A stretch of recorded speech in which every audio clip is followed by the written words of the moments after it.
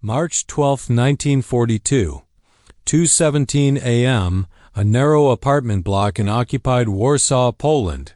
Snow drifts silently against broken window panes. Inside the building, the air smells of coal smoke and fear. Somewhere in the darkness, a man is still awake, boots beside his bed, clothes folded like a habit he never expected to need. Then it comes. Not a polite knock, not a warning. A fist slams against wood. Again, again, again. The door shudders in its frame. Down the corridor, neighbors hold their breath. No one moves. No one opens curtains. In Nazi-occupied Europe, curiosity is fatal.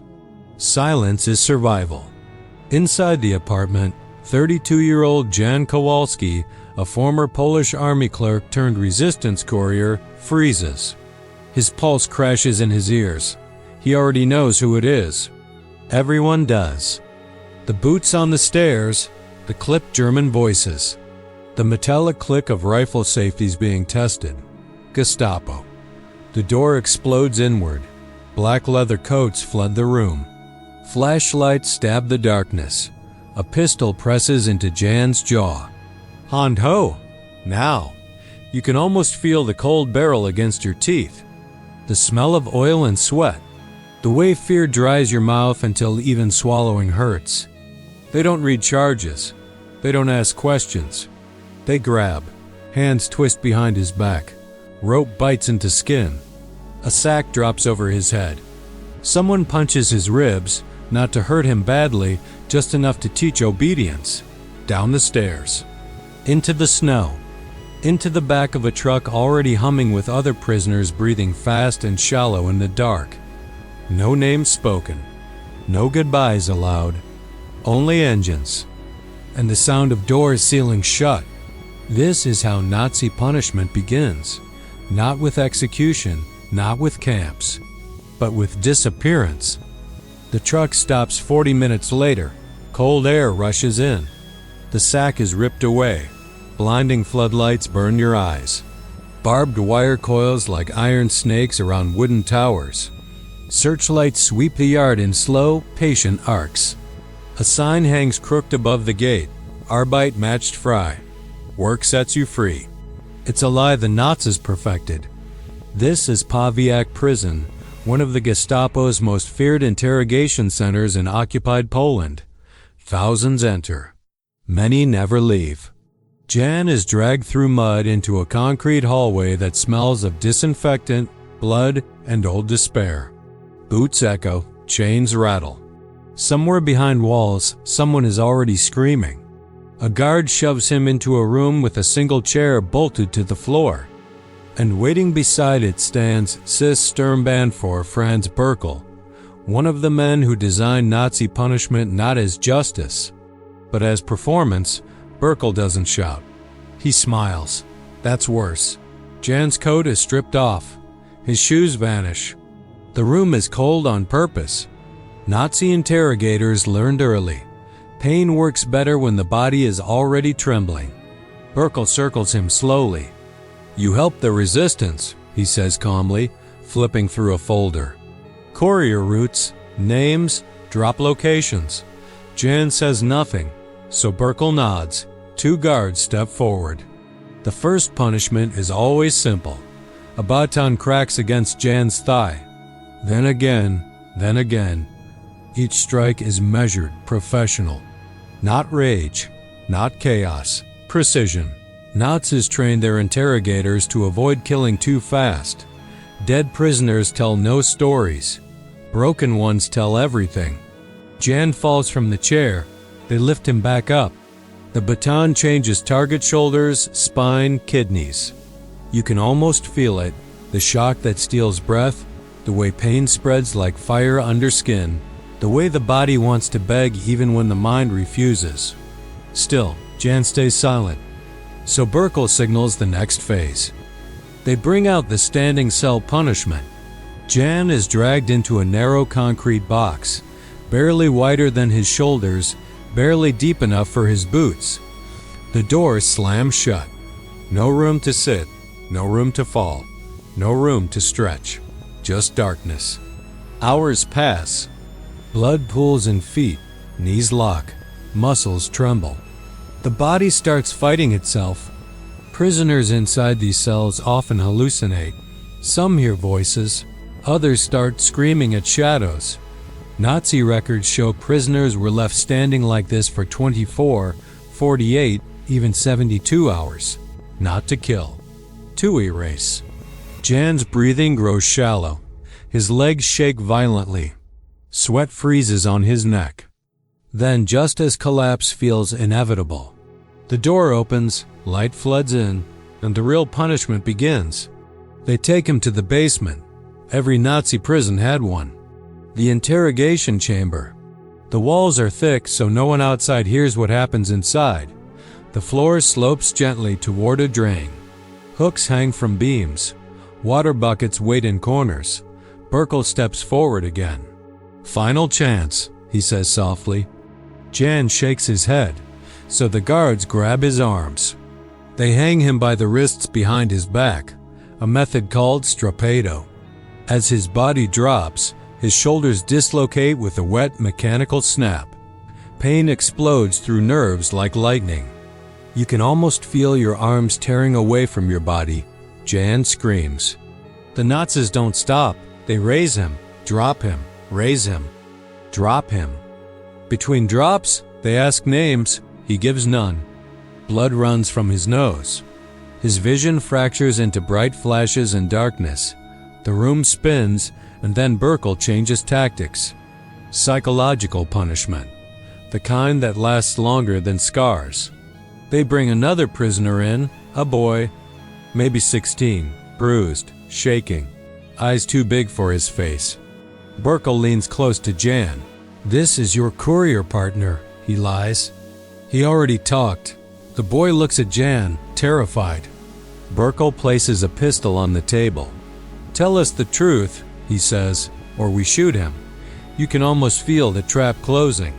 The Nazis perfected this, forcing prisoners to choose between silence and someone else's life.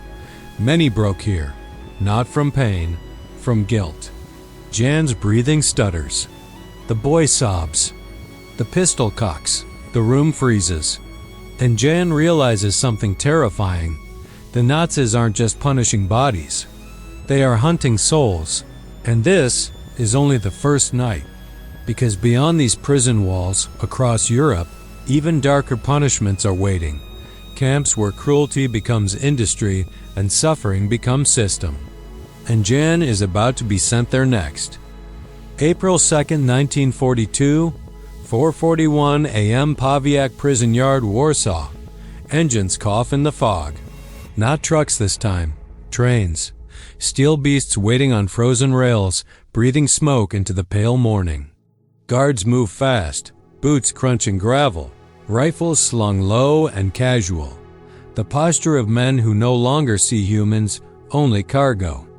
Jan's arms are still half numb from dislocated shoulders. Every movement sends lightning down his spine. 2 days have passed since the basement, or maybe 3. Time stopped behaving normally after the hooks. He's dragged into the yard with hundreds of others, men, women, old professors, teenagers with hollow cheeks, Jewish families clutching each other like lifeboats in a sinking ocean. Nobody speaks? They don't need to. The smell already tells the story: coal smoke, sweat, fear, and something sour underneath. Panic that has nowhere left to go. A German officer steps onto a crate. Auschwitz, Arbeitslager, work camp. Some prisoners exhale in relief. They shouldn't. You can almost feel the tragic misunderstanding ripple through the crowd. A camp sounds survivable. A job. A chance. The Nazis rely on that lie. Jan is shoved forward. Chains rattle. Dogs bark. A guard smashes a rifle butt into a man's ribs for walking too slow. Another collapses and is dragged like a sack. Then the doors open. Not passenger cars. Cattle cars. Wooden boxes on wheels. No windows. No seats. No toilets. Just darkness. Inside, bodies packed together instantly. 80, 90. Sometimes 100 people per car. The door slams shut. Iron locks grind into place, and the train moves. Hours melt into heat and suffocation. Breath becomes shared property. Someone faints. Someone vomits. A child cries until the crying turns hoarse, then quiet. There's a bucket in the corner. It fills fast. The air turns toxic. You can almost feel the panic crawling up your lungs. Every inhale feels borrowed. Every minute stretches longer than the last. Jan leans against a wall slick with sweat. His head pounds. The boy from Paviak is somewhere in the dark, breathing fast. Still alive. For now. The train does not stop. Not for water. Not for mercy. Not for the dead. When someone collapses, others simply remain standing on top of them. By the time daylight sneaks through cracks in the wood, some prisoners are no longer breathing. The train screeches. Metal shrieks against metal. Sudden light burns through the door as it slides open. Rouse, rouse, get out. Guards scream. Dogs lunge. Prisoners spill onto gravel, falling, tripping, vomiting. The air smells different here. Sharper, chemical, industrial. Jan looks up. Barbed wire fences stretch endlessly. Guard towers with machine guns stare down like predators. Beyond them rise chimneys vomiting gray smoke into the sky. A sign stands above the gate, Auschwitz Birkenau. This is not a prison. This is a factory of punishment. SS officers line the platform. White gloves, black coats. Faces bored with authority. One steps forward, Dr. Joseph Mengele. The angel of death. He raises a hand and begins the selection. Left, right, left, right. A flick of fingers decides everything. Strong-looking men go one direction. Women, children, elderly go another. No explanations, no appeals. Jan watches a mother clutch her son. Mengele points left. The boy is pulled right. She screams. A guard strikes her mouth with a baton. Teeth scatter onto the platform like dropped coins. You can almost hear the sound echoing in your own jaw. Jan is shoved forward. Mengele studies him, pauses, then points right. Labor, for now. Behind him, smoke rolls from the chimneys without pause. Nobody says it out loud, but everyone feels it. The people sent the other way will never come back. They are stripped. Everything. Clothes, shoes, rings, identity, head shaved. Bodies sprayed with freezing disinfectant. Numbers tattooed into skin like inventory marks. Jan becomes prisoner 174,221. Not Jan.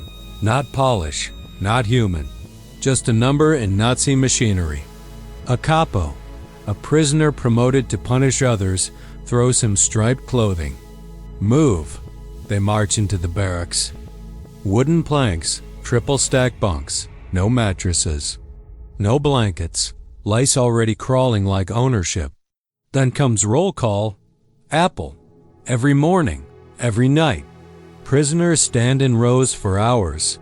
Rain, snow, heat, sickness, while SS officers count, recount again. If someone collapses, they stay there. Dead or alive. One morning, an old man falls. A guard doesn't help him up. He beats him. Again, until the body stops moving. Then the officer turns calmly. Count again. Nazi punishment is not explosive. It is patient. Work begins before sunrise, stone hauling, rail building, digging, carrying bodies. Moving machinery heavier than starving men should ever lift. Anyone who slows gets whipped. Anyone who stumbles gets kicked. Anyone who talks gets beaten. One prisoner whispers for water. A guard answers with a rifle butt that caves his cheekbone inward. Jan tastes blood just watching. You can almost feel the hunger tightening around your stomach. The daily ration is gray liquid soup and a slice of bread thinner than hope. Men shrink fast. Muscles vanish, eyes sink, souls dim. Then come the public punishments. One afternoon, the siren sounds. Everyone assembles. 2 prisoners are dragged forward, accused of sabotage. The SS officer reads nothing. He simply nods. Ropes drop.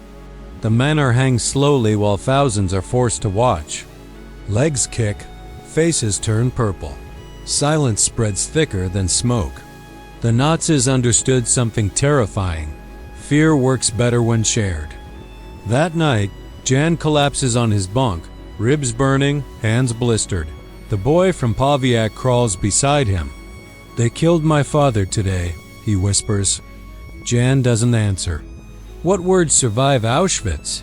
Searchlights sweep the camp. Dogs bark in the distance. Chimneys continue their endless breathing. Jan stares at the ceiling and realizes something horrifying. This camp is not the worst punishment. It's only the beginning. Because some prisoners are chosen for something even darker, punishments designed not just to kill, but to experiment. And tomorrow morning, doctors in white coats will start selecting again.